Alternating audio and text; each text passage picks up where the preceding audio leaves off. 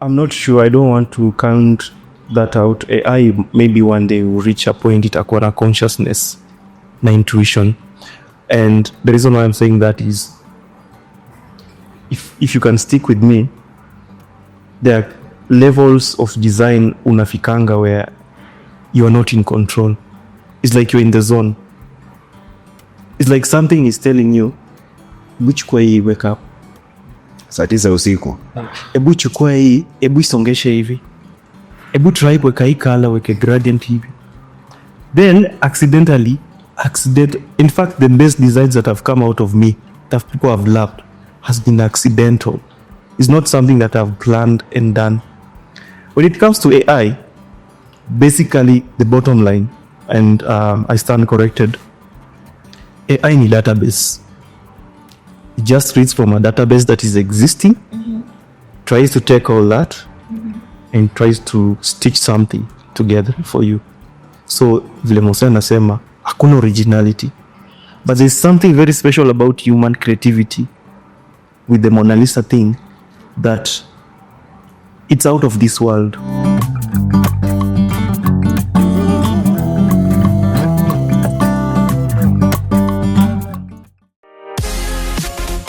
Niaje wase, karibuni sana to Kenyan Design Konversations. Hii ni place ya mad vibes, design hacks na zile real talk conversations za level up maisha yako in style. But before we start, brief disclaimer. None of views zetu hapa ni zetu binafsi, una get? They do not in any way reflect our podcast, our friends, our employers, you name it. Tuko hapa kutuchana, but developing each other as well. And it's also a space for challenging our own beliefs. I know you know that, right? My name is Chenarata and tunakam correct na content ya kukupeleka next level. Tuende kazi. Hi, kaributi sana and welcome back to Kenyan Design Konversations. My name is Chenarata and with me I have the amazing Ami wase. Dave Tindi hapa. Najua last time mkuji introduce. Tulikuwa last time fight. Imeisha. Yeah, sai. Oh, so introduction ile unasema Unafanya nini? Okay. Oh, okay. Sasa tunaanzia. Usikue modest. So it's just casual. Bragging rights, yes.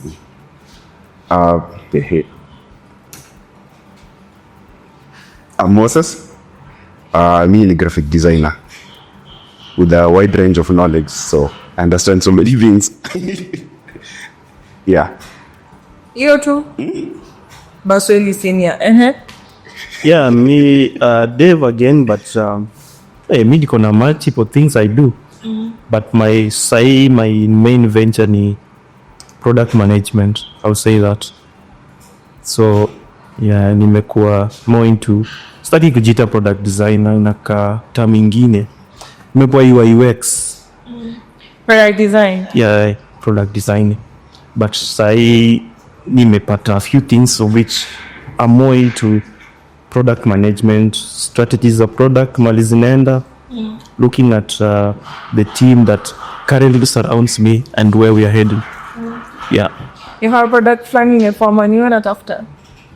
Nitumie requirements zako alafu I'll quote you. So, na your product nitaji graphic design, the structure. Yeah, just. Because serious, and after this, you're talking about that. Kwani tuna joke? Oh, Paul. It's business. Yeah, and before we get into business, we are proudly sponsored by Nafasi Connection, an amazing co-working space. Kama umechoka na kufanya kazi kwenye wafanya kazi, possibly it's at home, possibly watu kwa ofisi wamepupo, you tell them you want to work remotely, unakuja Nafasi, wako na closed offices, wako na pia an open office, like you can work where you see other people interact with them. Wako na amazing Wi-Fi speeds, I repeat, amazing Wi-Fi speeds that don't shut down. Wako na schema backup pia. Wako na event space if you need events. And the most important of all, wako na chikodi. Wako na choo.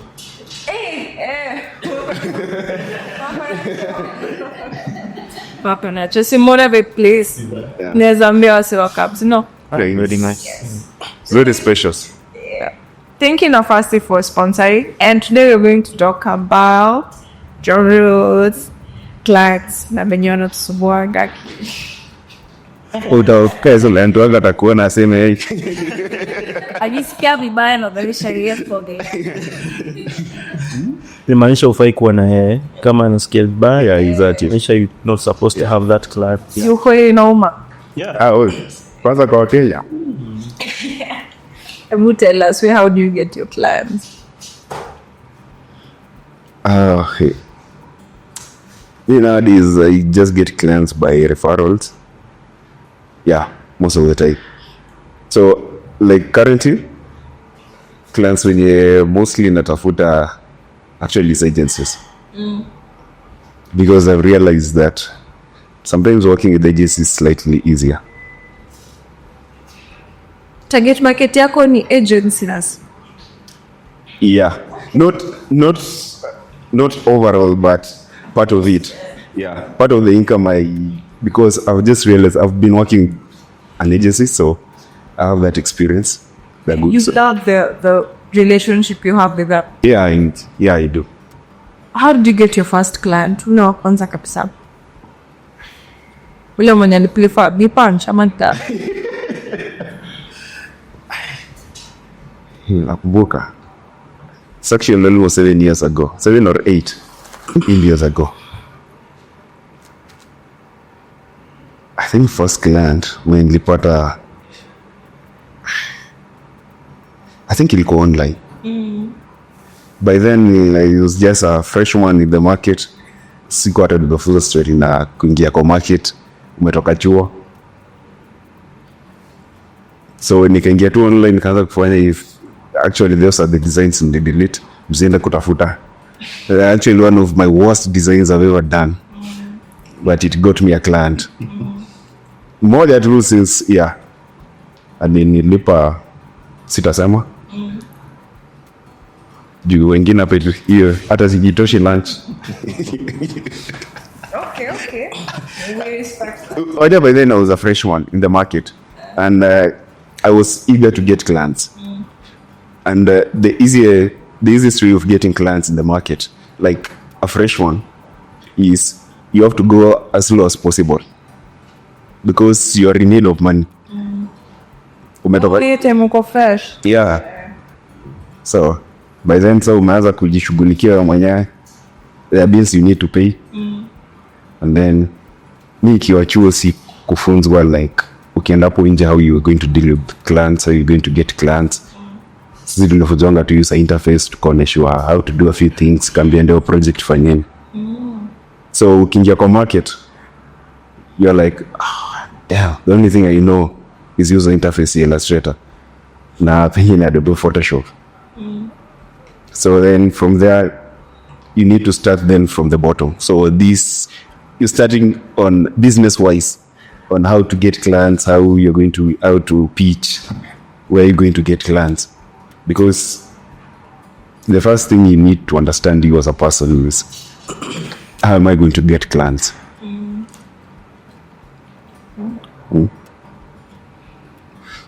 Oh, okay. Mine is quite interesting. And maybe just to take you back in the beginning, ilikuanga nafanya design na kuzo yangu, just watching like from his back what he's doing, practicing all that. Nikapatanga job in some BPO hapa Mombasa Road, inaitwa Summer Sauce, if you ever heard of it. Nika work hapo for like kama 2-3 years, and then nika quit juu haikuwa aligned towards design. I think passion ilikuwa design. Nikiquit sikuwa na plan or anything, nikaenda out in the market, and pesa nilikuwa nayo kwa najua financial literacy pia iko ati savings, emergency, kulipa bills ikaisha. So the last month when I had only 2,500 in my account, that was 2019, nikajiamba this 2,500 let me try and get internet installed Zuku. That time Zuku walikuwa napeana offer ya 2 months 2 or 3 months for 1500. Nikalipa, nikaingia Fiverr. I set up my account on Fiverr, my first account, and strategy ilikuwa on Fiverr you start with $5, so una choice.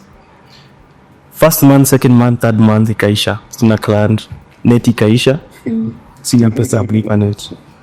Nikakaa for like almost a month without checking anything. When I came back online, nikapata client alini inbox anataka design job, and it was like 3 weeks ago.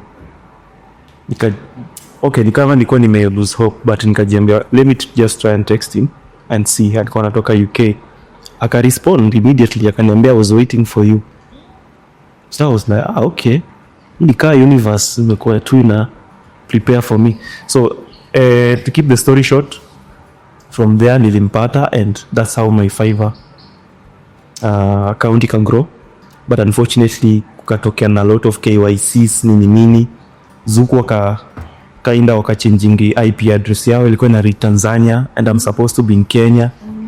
So Fiverr ka dropping your account uko page ya mwisho. Yeah, but I also had friends around wakaanza kunipea jobs. Same case to Moses. Mimi napata na clients through referrals from there till now. It has all been referrals. Yeah, mtake kusema, lakini how much do I pay your first gig? $5. Wait. $5 hiyo time ilikuwa in amount kitu so sita hivi. I was very happy. Very, very happy. My first money. Yenye najiasolia hata kama ni $5. So, Wote tumeanzianga punch.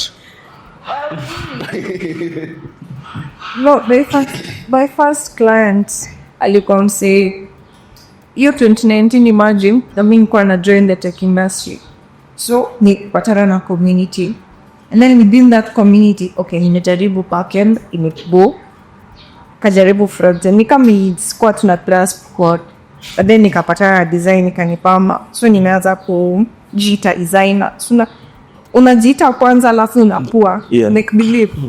So nimeanza kujiita designer, then nimeanza practice design, and then someone like from abroad but who was part of this community akakutana na mimi, niambia tuko na kazi hapa, niko na client na nahitaji UIs, then ninafaa kutengeneza ini backend dev. Amwambia ni sawa, tunaanzia wapi? You know, this client was teaching me.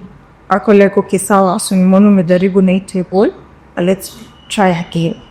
Mpaka kanitumia kitabu.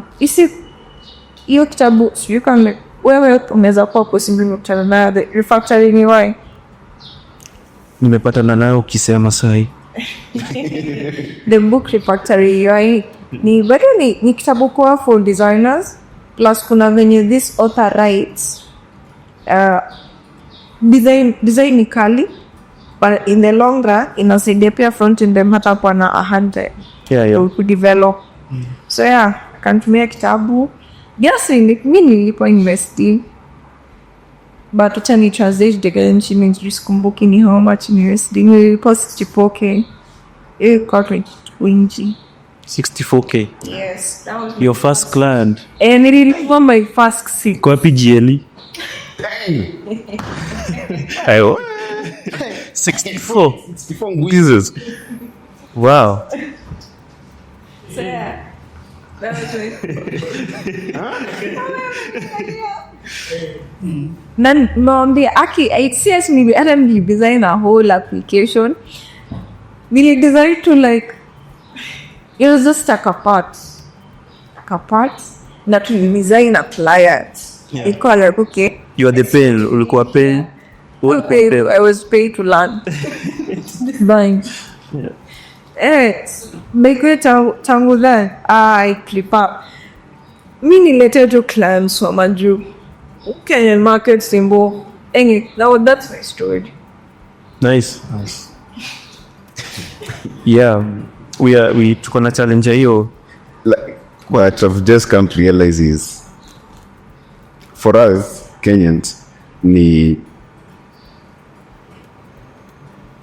hatuna ile the best approach when referred clients reach to us.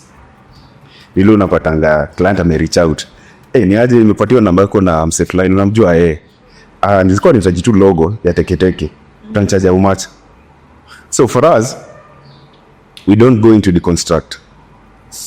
Like me, I have the same problem, but it's something that I want to change.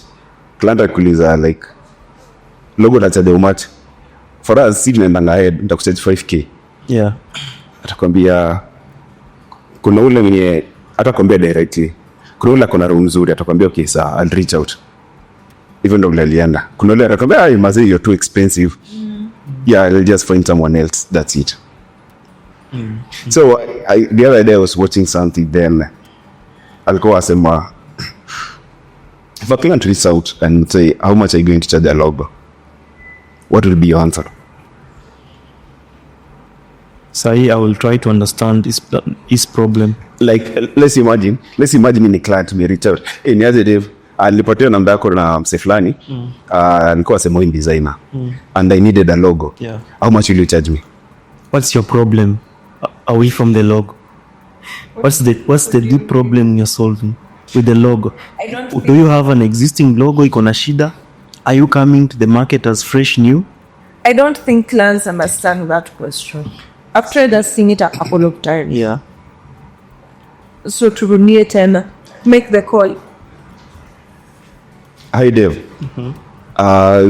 Nilipata namba yako na mishi yako. Alikuwa asema ni designer. Nilikuwa nitaji logo tu haraka haraka. How much will you charge? Ngoja kidogo. Naangalia niko na shida gani? Sijalipa ni.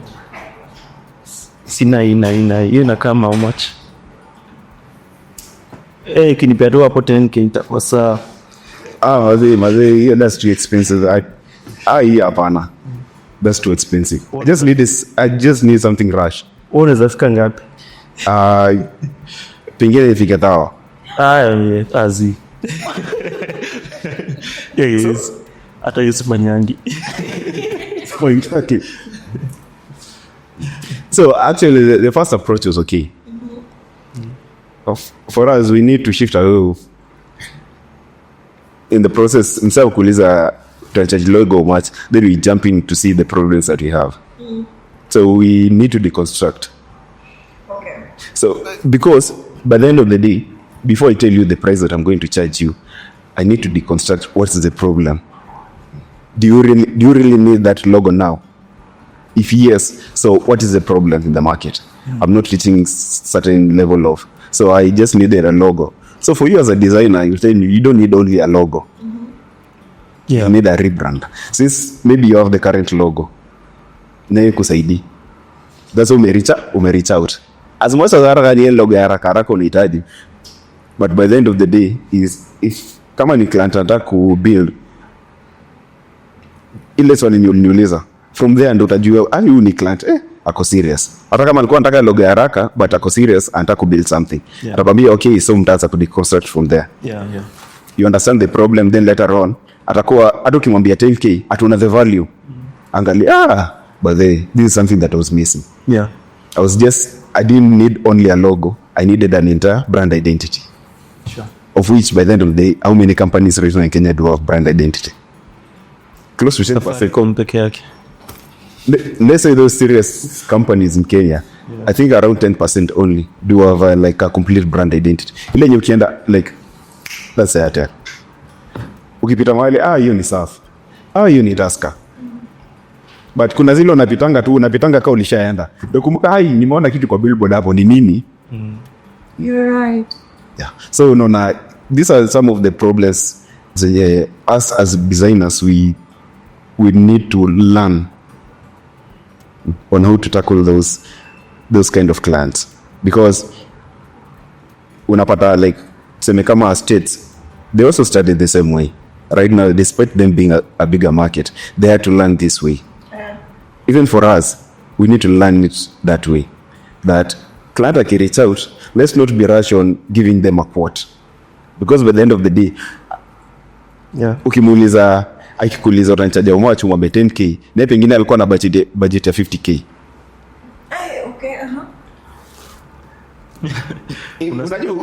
Unastika na 15 na ulipewa 60.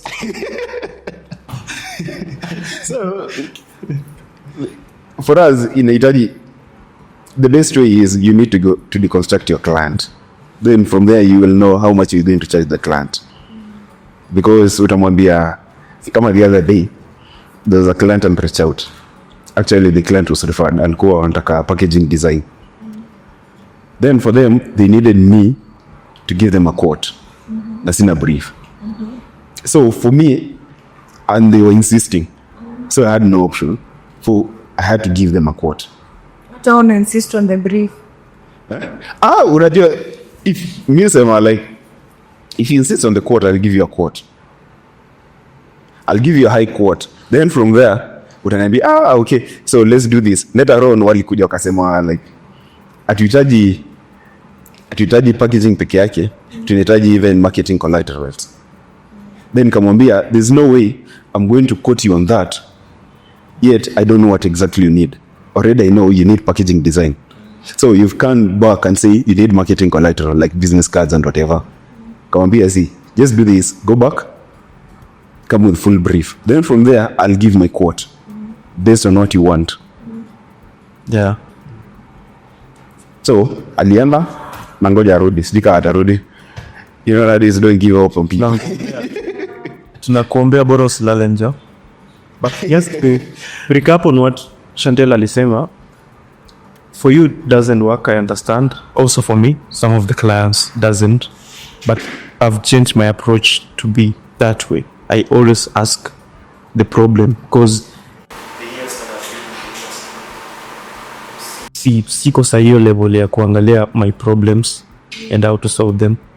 I need a sustainable business, so I'll first ask with that question. Hiyo ndio itakuwa filter ya kujua Mose amesema, if indeed you are serious, you want to solve your challenge, ama we ni Njoroge uko na kabushari, unataka tu logo hapo mio, that's the case. So hiyo ina balance the scale, you're able to understand huyu client either kuna red flag ama huyu client na inaweza move on na vizuri. Me have a question. How do you guys get new leads? Like tuseme ile umefika kwa nyumba umekaa, like unasema I need to grow, but in the name of growing I need new clients, so how am I going to get new clients? Mshafika that situation whereby you just like you want to deconstruct everything, then you start afresh. So how have you guys umefika point aje whereby like unasema how am I going to get new leads? Chantel, maybe go first. Oh yeah, what happened to me when it comes to getting new leads? Yes, kuna a lot of times as we felt like, hey mazi, see grow, I'm stagnant, I need new clients, right? Yo.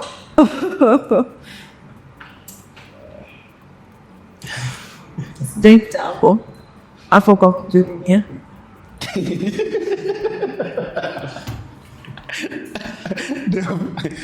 Yeah, so me personally, honestly, my experience and my approach is very different.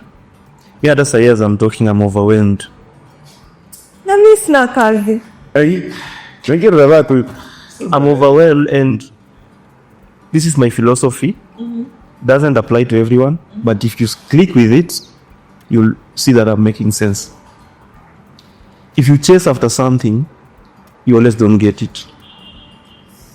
But if you let go, it always finds you. I've never chased clients up to where I am today. It's always been referrals. They always come. Some of them I dismiss. Some of them I try to find space. But say, honestly, as you're talking, I'm late on like 3 deliveries because of juggling between different. How did they find you? I don't know. I just don't chase. It's referrals. So for us, if let go happen, we are trying to tell like the young designers, the ones who are coming up, or people already in the market, they've been long in the market, they're trying to find new clients or party clients, washangaa kwani mtu kama unasema overwhelmed the boy yako amekaa that Afanye hivi, aingie LinkedIn yake profile na afungie mashine aende afanye shughuli nyingine. Atapata inbox. This is a new approach. Actually, I've been learning this. Guys, this is not a promise I don't think it will work. It's a 50-50. But if you believe it will. The best way for new clients to find you, it usually depends on the work you do. Like the way you said, if you chase clients, meaning by the end of the day you have one problem. For us designers, your work isn't good enough. And if I'm chasing clients, your work isn't. Yeah, exactly. It's the harsh truth. Even me, I also fall in that problem. If you're chasing clients, your work isn't good. So the best way to do it is you go back home and you reconstruct. Like, what are professionals doing to get clients, referrals and whatever that I'm not doing? We are chase. So I guess my work is good. So to get new clients in, and for us designers wanasemanga like ukikaa tu hapo hivi unangoja clients wakuje, they never come.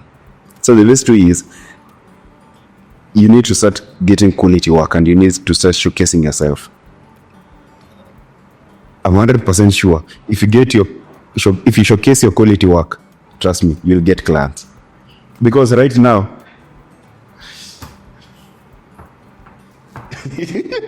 I was to use certain word, but I'm not going to use. Right now, there are so many designers out there. Yeah. Lakini kupata ule designer mwenye atakufanyia kazi paka uridhike ni ngumu. Because excuse kila mtu ni designer. Because of the web. Hadi wa Canva. Web. Hadi wa Canva. Web. Yeah, exactly. Kila mtu ni designer.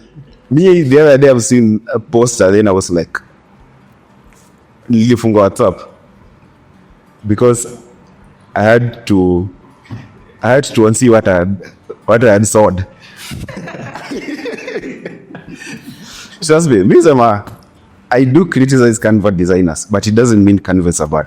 But yeah, because Canva doesn't. Like a designer to me a Canva. Sorry to say this, you can't call yourself a designer. Because a CEO somewhere else, someone who doesn't even know design, anaweza fungua Canva, akatafuta template na fill in details zenye anataka na keka kwa nini kwa profile yake. That's it. But for us designers, there are those principles of design we need to follow. Hatutachukua tu any template, then we fill in and then tupatie client. Tuko nayo process. So, for you to differentiate yourself for the designers, you need to put out quality work. So that those guys who are looking for new designers, those companies are looking for rebranding, they're looking for people to do them billboards. So, kama kazi yako si quality, kama kazi yako ni ya Canva ya fill in template, sorry to say, designers wa Canva, apologies in advance, and I have no regrets. Certainly to take Canva designer. Pause. Unajua, Canva is a tool. It's the tool that's the problem. If for a designer na your principles, hierarchy, alignment, spacing, like mpaka yo template and like construct, rearrange. Aki. Tafadhali, designer, kuna kalabati designer nchungu, hata ustaki utendwa ni Canva. Wambie iye Canva. Ndio maana gato kubikosa. Maana logo ya LinkedIn haikai logo ya LinkedIn hapa. At least in picture. So but guys, it's not that I'm hating on Canva designer. It's only that Canva ilitoka hapo hivi nje na the likes of the AI kupringi hata kuna watu niambianga hadi today that AI will replace you designer. You know, it's okay. If you wake up one day and you choose not to use me as your designer. It's okay, I'm fine with it. Utanitafuta tu. That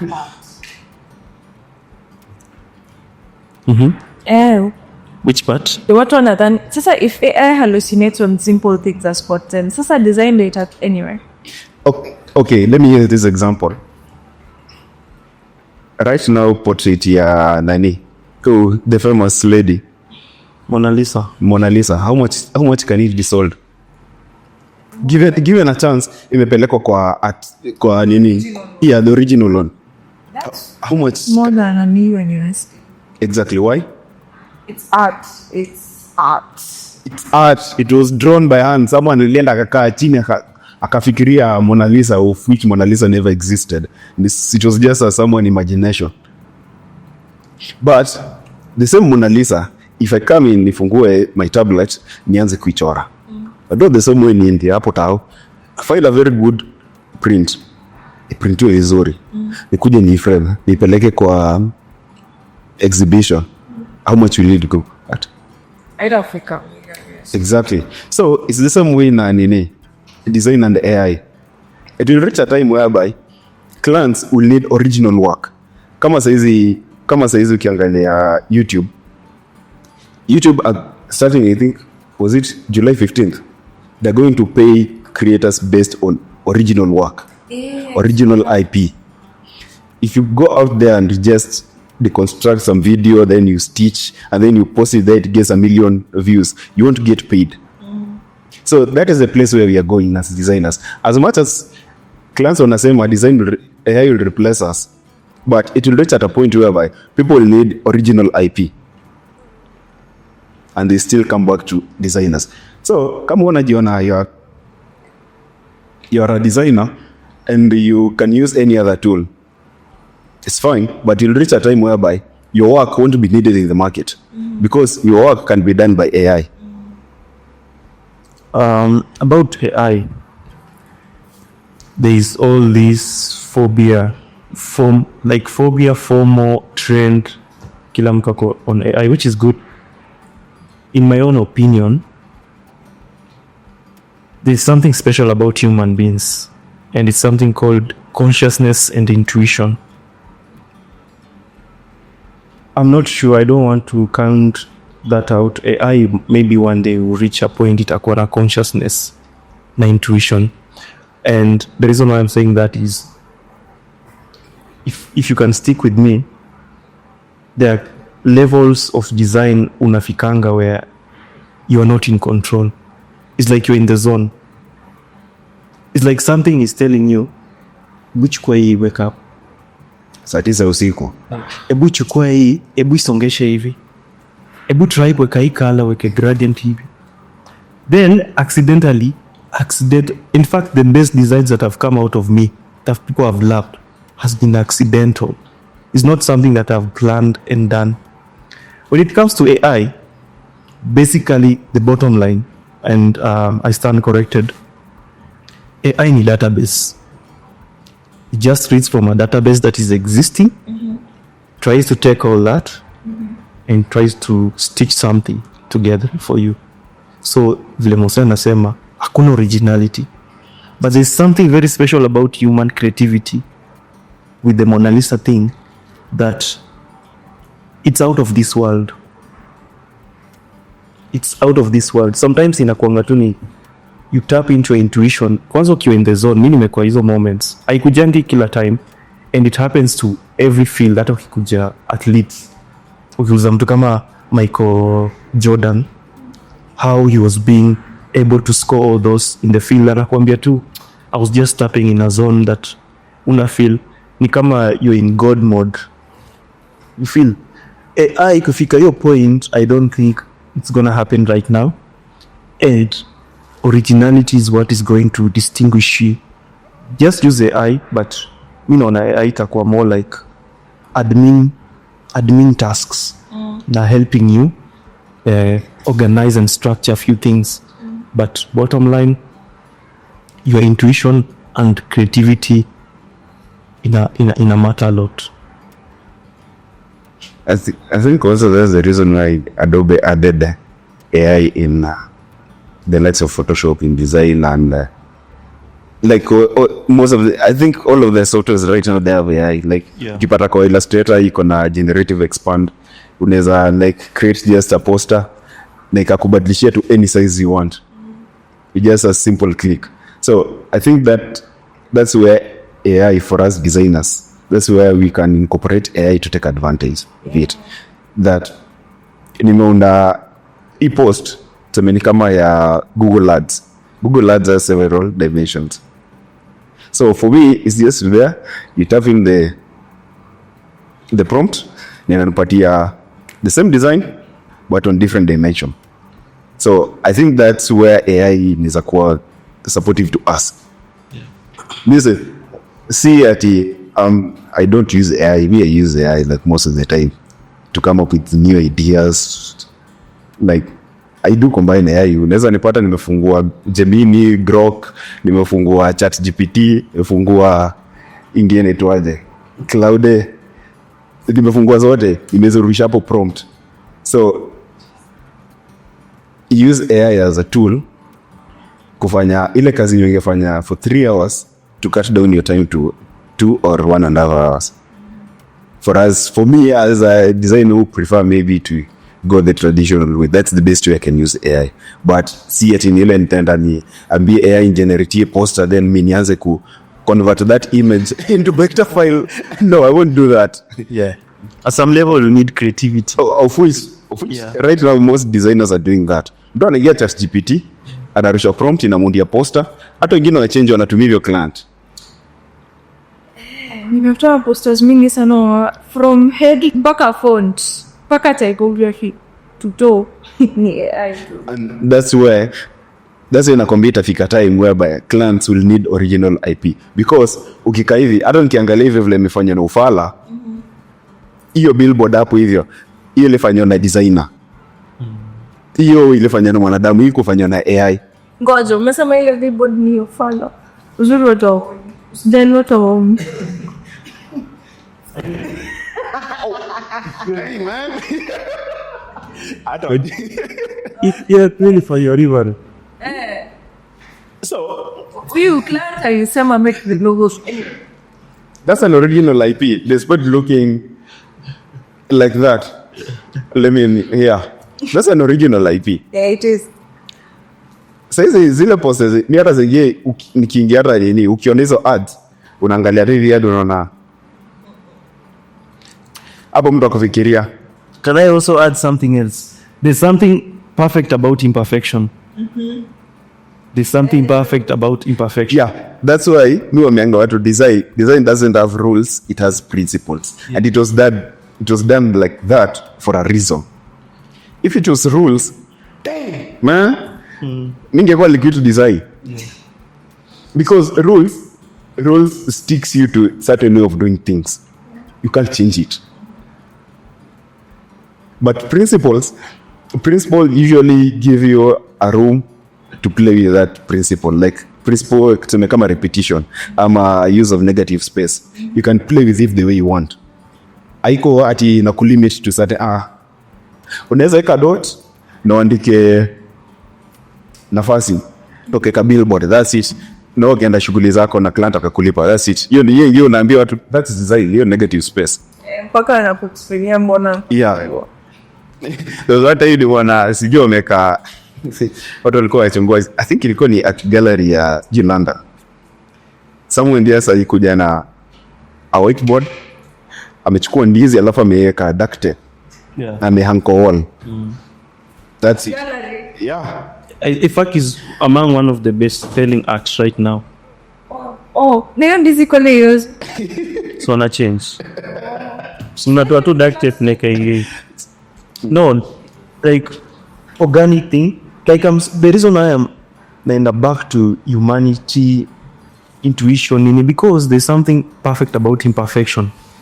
And just to highlight hiyo kitu ni ibo tunasema kuna some imperfection iko nayo, which makes it human, authentic. Yeah, exactly. Ukienda music, hata sahi AI inatoa music. So go listen to that music and go listen to music yenye imemekiwa na if you're into music kabisa, you notice even around 80s, 70s, 80s and close to 90s music, there's just something super about it compared to nowadays music za squeeze. Actually, Nani juya those people were making everything from scratch. Computers if were used kidogo, but right now one man show you can do everything. There's Yeah. like there's someone who runs a whole new station themselves. Yeah, so there's some golden thing about authenticity in imperfection, and that's what AI lacks.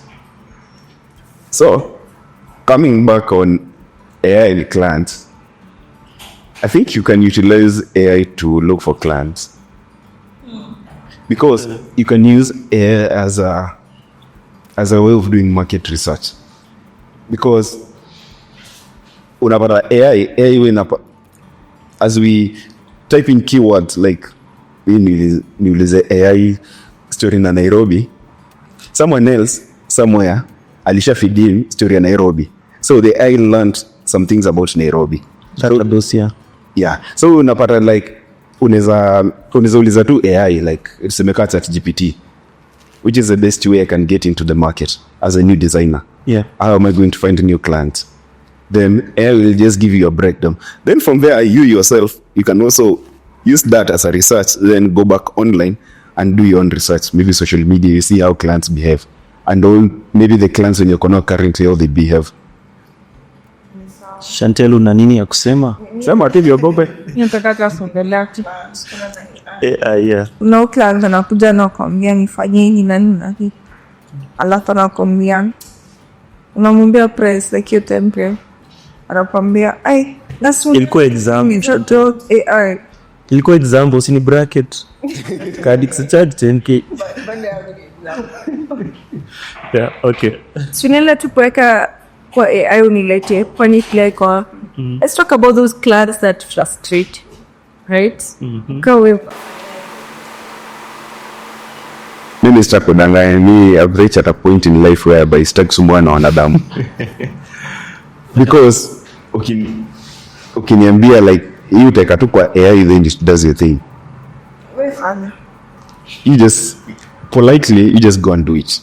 Because that's a red flag number one. When him say akikwambia hizi ni kitu naweza kwa AI ikafanya na 2 minutes alafu kantumia. Huyu ni mtasumbuana kulipa. Hata ukifanyia AI umwambie nitakuchaji 5,000. Hata kulipa atakwambia that's too expensive, na hujafanya kitu yote. Yeah. So we say like as much as tunataka kukula, but by the end of the day you also need to look like you know what you're doing.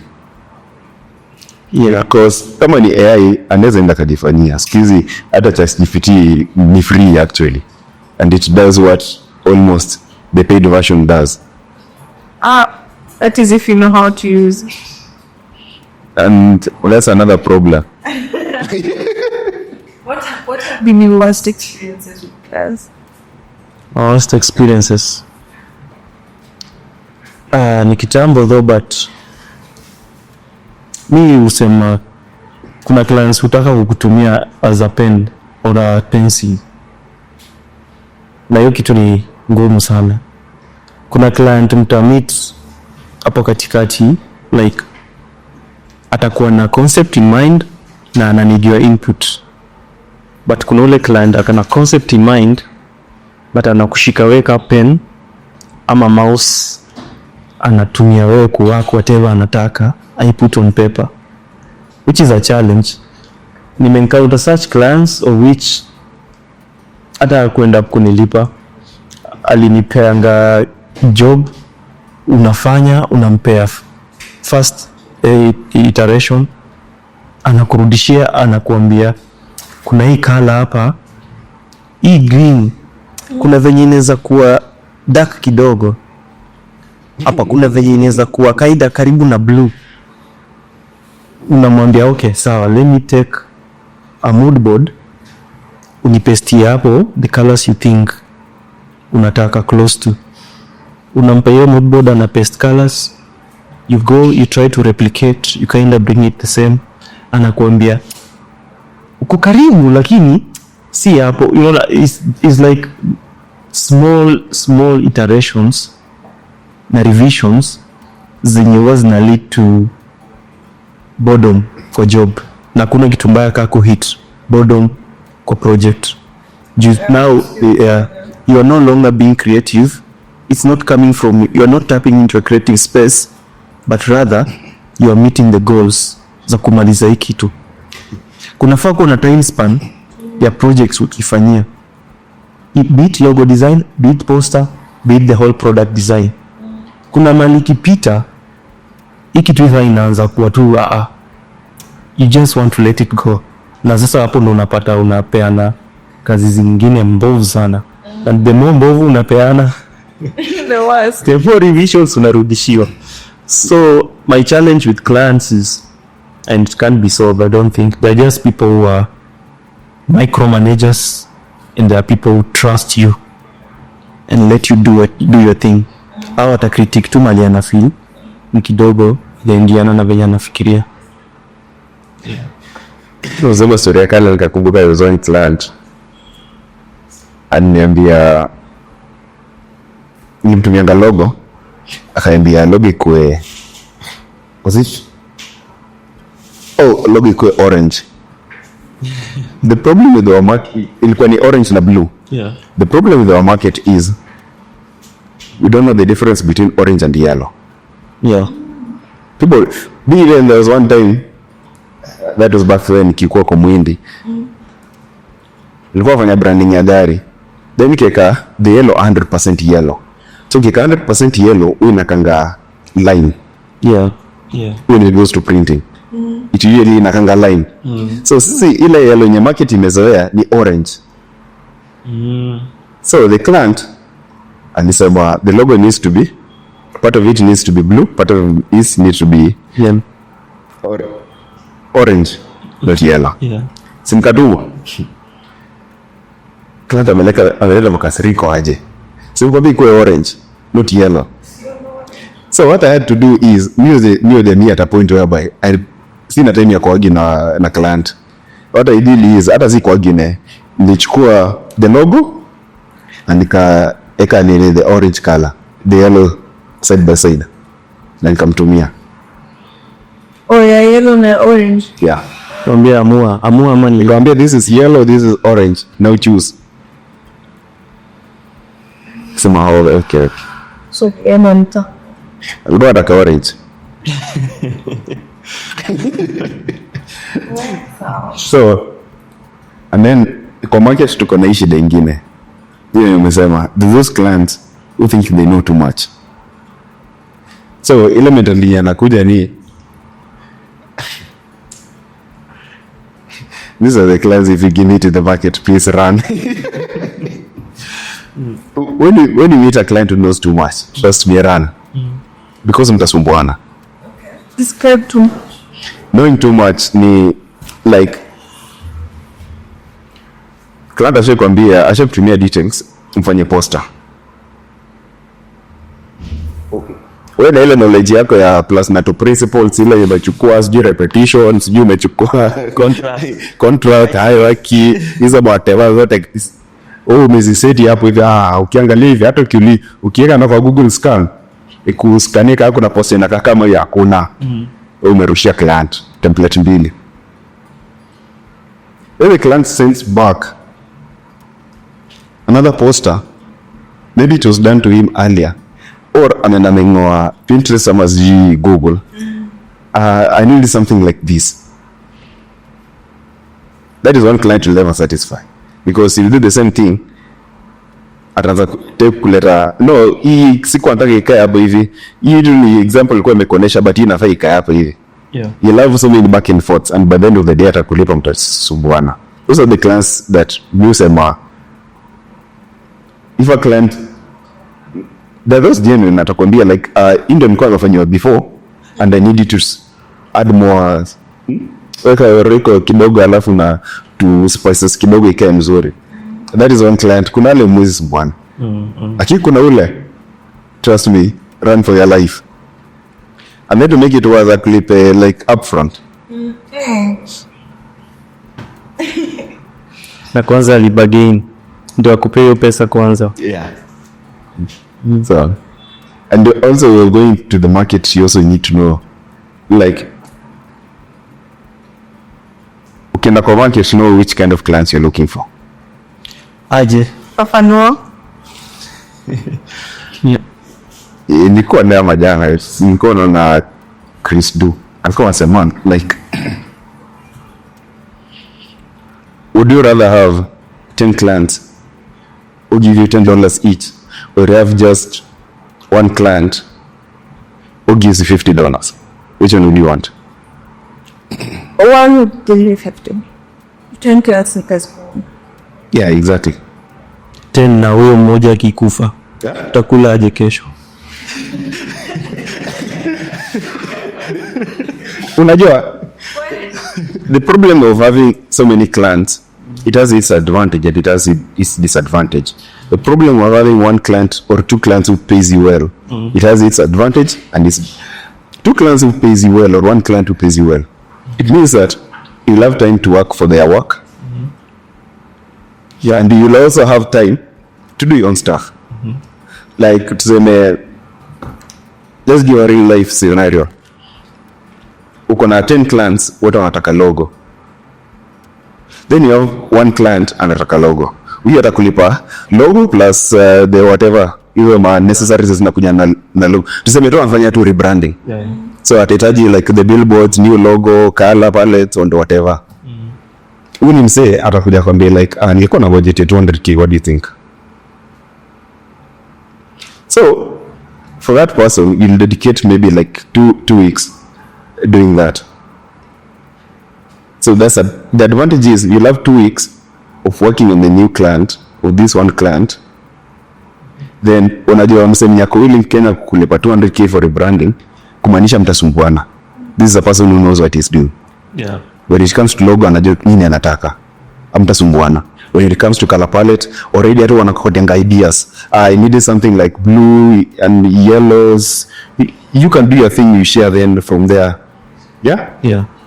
So, then, before I give advantages of that one client, let's go back to these 10 clients. These 10 clients, wa kwanza alikopigia, ni aje logo shingapi? 2,000. Hapana, niko na sawa. Okay, sawa. Wa pili, ngapi? 5,000. Hapana, nilikuwa na 2,000. Sawa. So by the end of the day, if you do a math, you are getting like, from these 10 clients, we're getting like roughly 30 to 50k. But these are the clients, I'm 60 to 70% sure they're not sure what they want. Meaning, that's a red flag. Ano mtasumbuana na remember, you are a one-man army. Kumaanisha ni, you won't have time to rest. You'll finish this one. Instead of you thinking of rest, you'll have another work to do. And by the end of the day, we all have design exhaustion. Itafika mahali like creativity hakuna. Unaingia Pinterest wapi? Unaingia Savit wapi? Hakuna. Behance hakuna idea inakuja. Hata hiyo AI zile vitu inakupatia leo na imechoka. So these are the clients who mtasumbuana for almost a month. So kumaanisha by the end of the day you have too much exhaustion, you don't have time to do your own thing, you don't have just time to maybe to hang around with your friends and family. Kumaanisha most of the times you'll be just indoors. Having one client who pays you that much money, kumaanisha within a period of rebranding, let's say you can do it within a month. So kumaanisha within a month is you have a grace period of doing logo and redesigning. You have to do billboard and whatever. So unamaanisha ukimalizana, sorry cut you short. Unamaanisha ukimalizana na client, kazi ni ya 4 weeks, umemaliza. So unaanza tena kutafuta client mwingine sasa wa 200 tena. Remember one wanatia the job now. This client of 200k. Yeah. Those clients, they don't have one job. Remember that. Huyu atakuja kwambia tu ni kazi ya rebranding peke yake zi. A guy who's willing to pay 200k for a rebrand. This is a whole company. Kumaanisha they love they love the brochures, they love the marketing collaterals. Yeah. By the end of the day, they'll keep you busy for a while. But for this person, hautakuwa unasumbuana. You'll have time to go for vacation. You'll have time to trust me. Yeah, be fun. Trust me. Because you can't tell me you're going to use 200k in a month. Because alafu ukumbuke hiyo ni service. Si ati kwa hiyo 200k is ati kuna kitu utaenda uprint, hapana. That's a service. Mwezi niambia Nairobi ati unless kama ni mtu wa sherehe, you're going to spend 200k in a month. What I'm trying to say is having few clients who pay you a lot of money will give you a free time for you to come up with new ideas, to have your own time to do your own things, rather than having 100 clients mwenye mtashinda mmesumbuana kila wakati. Trust me, mimi nimefika mahali I have no idea what I'm doing. Unaangalia ile post, you're like, damn, this is not me. So ngeo like sawa uko na clients 10 ama uko na mmoja? Ai. Nataka tu Sasa. uko na clients. Kuna kitu anasema like anafika mahali Moja analipa million. yeye anasema anafika mahali anakuwa drained. I want to understand. Kuna more clients? No, I don't have many clients. Now what makes you run out of ideas then? What makes you run out of ideas then? Yes. Juu kuna time inamaanisha you can just focus on that one client. Can go touch grass. Yeah. Mimi niko na tao. Sikia. The client I have. Yeah. Nikwambia most like right now, I have other clients. Like hii client where the main client, the agency. And the agency, they have their client. Okay. Yeah.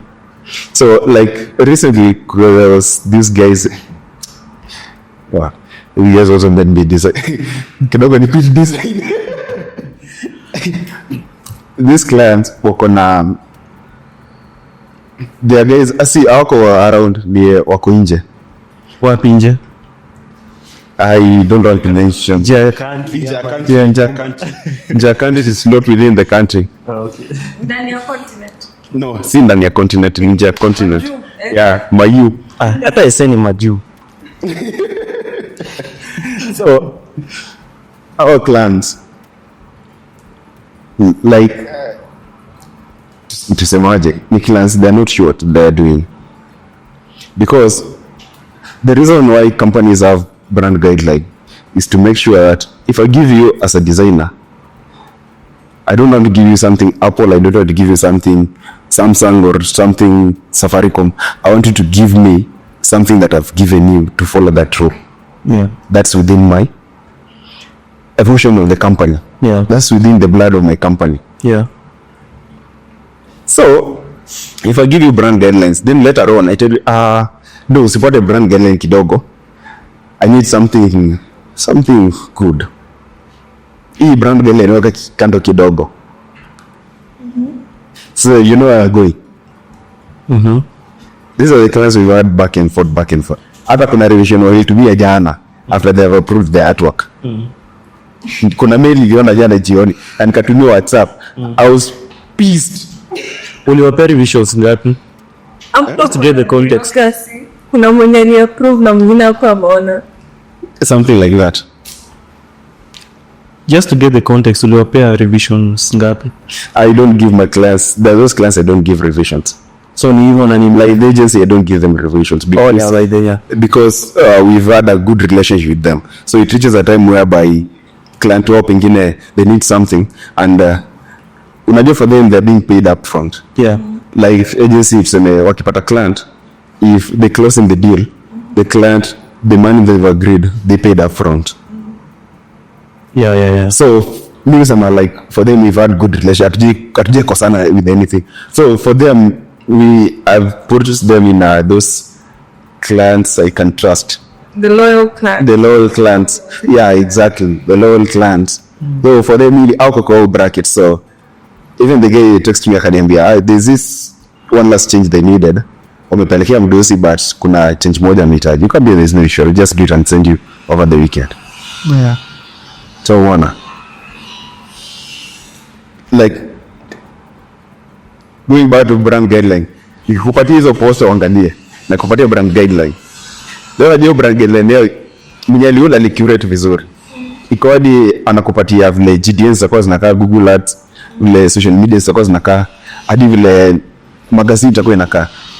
So technically nikikupatia here, I don't expect anything much from you. Follow the brand guideline, you give me what I want, that's it. You have the colors, that's it. Yes. So, So hapo wenye uko na 10 plus clients as manager, how do you manage your client expectations and how do you shape and like your communication? Remember we were talking about last time. I struggle with that, to be honest. I struggle with that, but just try and sacrifice where I can. Kuna siku zingine unamkanga na multiple fires to put off. Naangalia niko na meeting na leo jioni. naweza kupatia idea. Kazi gapi uko let off? 3.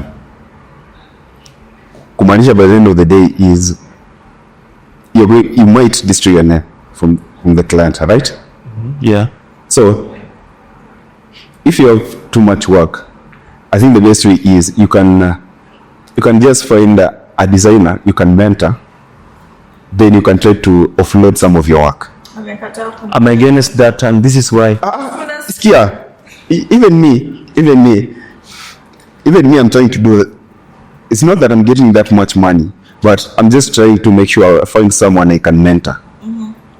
Do you know I'm saying that? Juzi nilikuwa hapa hill, nilikuwa nafanya, there was some work I was doing na client nilikuwa kujijana, and it's not a local client, so I had to, na nilikuwa na kazi ingine pending. That work was needed like urgently. Yeah. Na hiyo kazi nilikuwa nafanya si something ile ikisema uklata na zango kidogo 10 months easy. So I had to go to some certain group nye na kuanga, hey, is there any designer here? The some karicha tukambia watumie samples zenye kazi wamefanya. Yeah. Wengine wakatuma zingine sikubambika, nikamwambia this is not what I want. There's that one I settled for. So hiyo ndio nimetumia kuambia like I have these 10 social media posts. You just do 5, I'll do the rest. I agree with that. I've tried. Si ati ni kitu sijajaribu. Chantel, I've worked with you on design. Mara ya kwanza.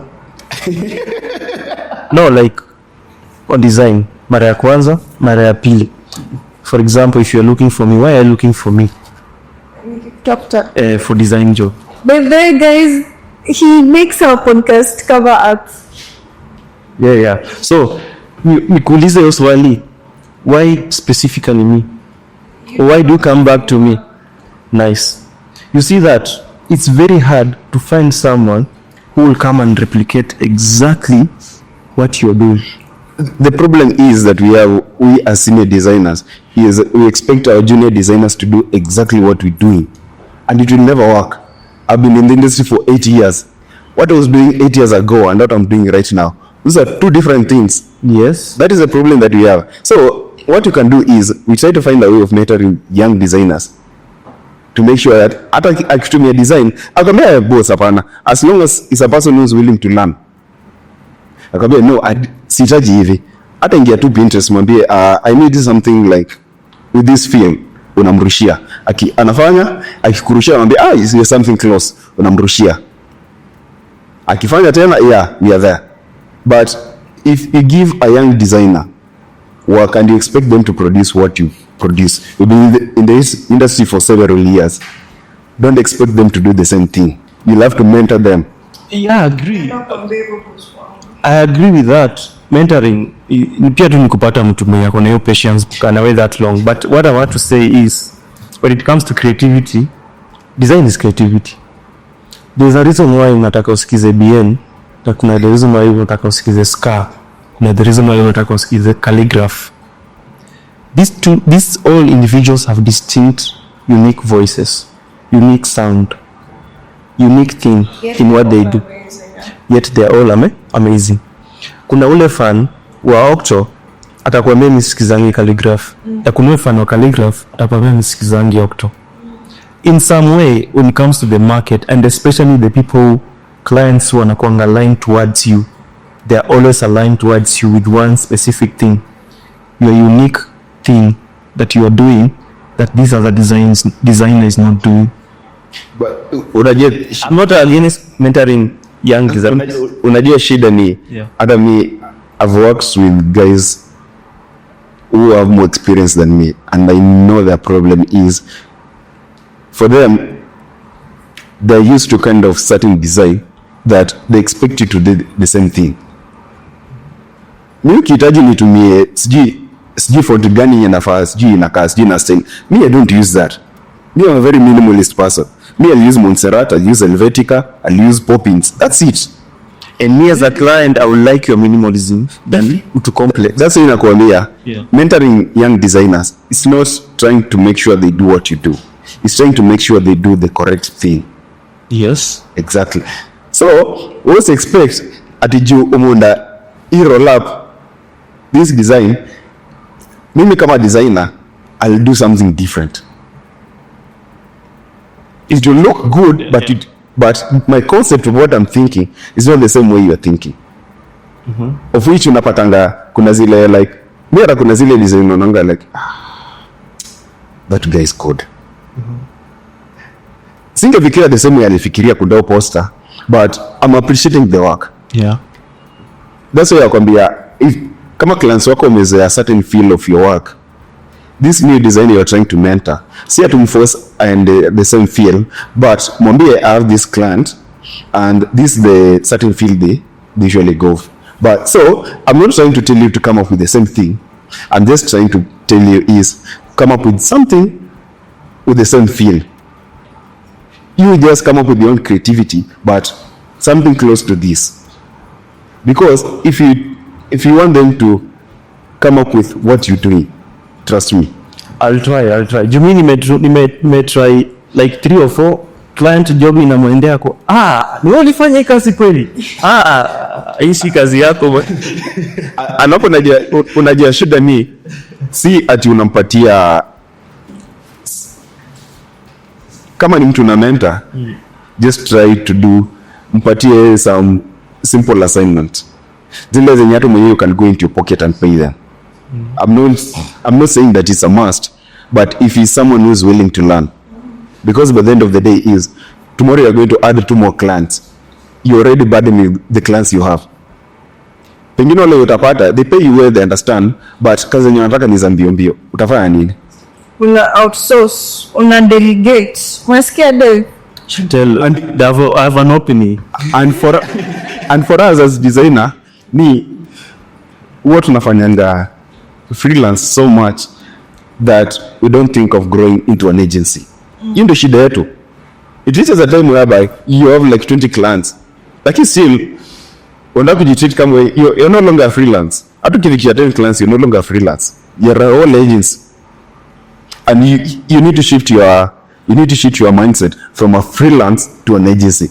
And becoming an agency is you're making sure that there are those guys wanasema like I have 2 new clients. These 2 new clients, no, I'm not going to handle them. I'm going to find someone else who can do something better, even not better than me, but something that the client will appreciate.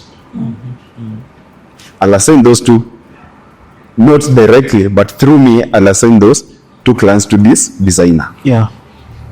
Kumaanisha by the end of the day, as I'm growing, I also have someone who is growing.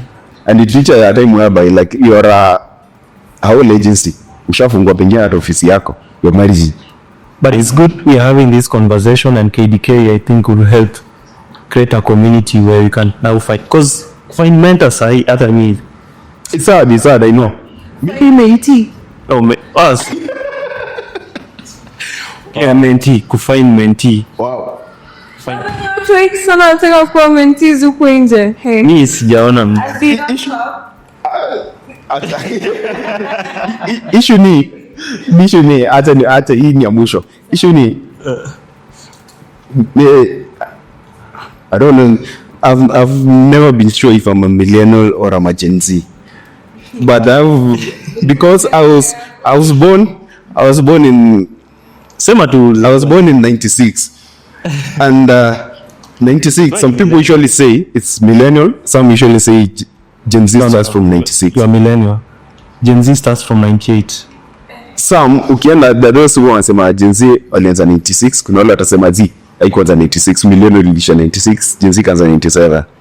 So me I usually consider myself out of a generation because I'm somewhere between. So me, I've dealt with the new guys in the market, Gen Zs. Those guys don't have patience, man. Yeah. Also wana patience. You try to mentor someone, mtu anakutumia ni umwambie niaze I have some designs za clients nimeshikika place fulani nataka unifanyie. Ai mazi anakutumia alafu unajua nini yule mse mwenye sitakwambia wazee wewe umetumia ni mbaya. Mimi kwambia can you do something better? Unapata ni a lot of patience haraka. But really can advise the upcoming guys. For us wenye tumekuwa kwa market. Sisi wenye tunajaribu kumenta watu. Just see your patience. Some class out there they don't care now. Takwambia design is shit. Na move on kama hakuna kitu mmekwambia. I think next we should talk about handling criticism. Yeah, exactly. Your feedback. Namaste. Baba. Kujeni na pasi connections.